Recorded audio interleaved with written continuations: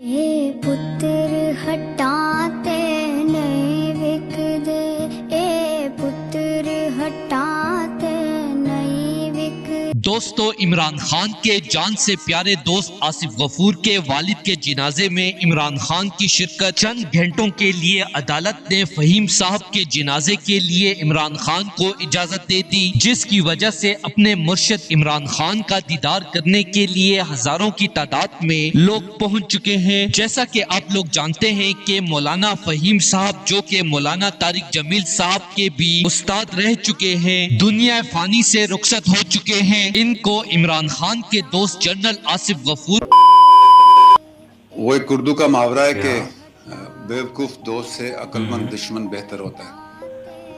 اب ہماری بدقسمتی یہ ہے تو یہ زندگی کا حصہ ہے، یہ سٹرگل زندگی کا حصہ ہے، یہ صدیوں سے چلتی آ رہی ہے۔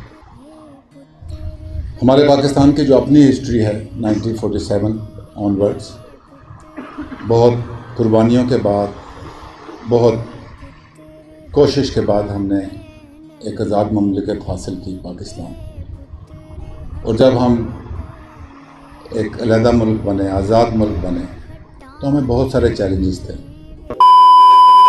بھی والد کا درجہ دے چکے ہیں۔ اسی وجہ سے عمران خان بھی مولانا فہیم صاحب سے بے حد محبت اور عقیدت رکھتے تھے۔ ان کے انتقال نے جنرل آصف غفور کے ساتھ ساتھ خان صاحب کو بھی رونے پر مجبور کر دیا ہے۔ ان کے جنازے پر خان صاحب کو بے حد رنجیدہ دیکھا گیا ہے۔ عمران خان جنہیں سپریم کورٹ کے حکم کے باوجود دیگر کیسز میں جیل میں قید رکھا ہوا ہے، اور انہیں آج چند گھنٹے کے لیے اپنے دوست اور مرشد مولانا فہیم صاحب کے جنازے میں شرکت کی اجازت دی گئی ہے، جن کے دیدار کے لیے آج عوام کا جمع غفیر جمع ہوا تھا۔ ایک محب وطن لیڈر اسی قوم کی آزادی کی خاطر لازوال قربانیاں دے رہا ہے، جس کی سب سے بڑی گواہی آج جنرل غفور نے بھی مولانا فہیم صاحب کے جنازے پر عمران خان زندہ باد کا نعرہ لگاتے ہوئے دی ہے۔ دوستو، اس حوالے سے اپنی رائے کا اظہار کمنٹ سیکشن میں دیں۔ ویڈیو اچھی لگے تو لائک کریں اور اس چینل کو سبسکرائب کریں۔